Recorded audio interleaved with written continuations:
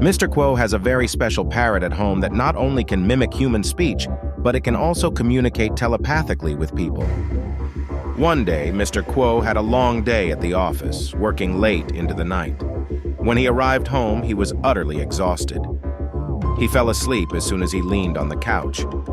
In his dream, he saw his parrot transform into a tiny robot and took him into outer space. The parrot kept shouting, "Alien food! Alien food!" A weary and bewildered Mr. Quo asked, "Where do we find food here?" The parrot retorted, "Oh, come on, Earthling, don't you have a food called pizza?" When Mr. Quo woke up, he found a box of pizza on the table next to the couch. On a subsequent occasion, Mr. Quo bought a local delicacy, rice cake, from a night market, but he found it too sweet and planned to throw it away. However, the parrot began making strange noises as if it was overly excited. Curiously, Mr. Quo placed the rice cake into the cage and was surprised as the parrot relished it. It even used telepathy to ask Mr. Quo to buy 10 more boxes. Mr. Quo goes to the temple every week for worship. Once, after his prayers and burns the incense, an uncle from the temple gave him a set of divination blocks, stating that those blocks could answer the doubts in his heart. Bewildered but intrigued, Mr. Quo took the blocks home.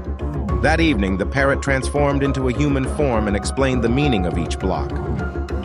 Soon after, Mr. Quo dreamed of the parrot telling him, "Every electronic appliance, including my cage in your house, should be replaced with the latest smart device."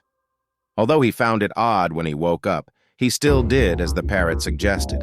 Soon, all the appliances in his house were able to communicate with the parrot, making life at home more and more intelligent.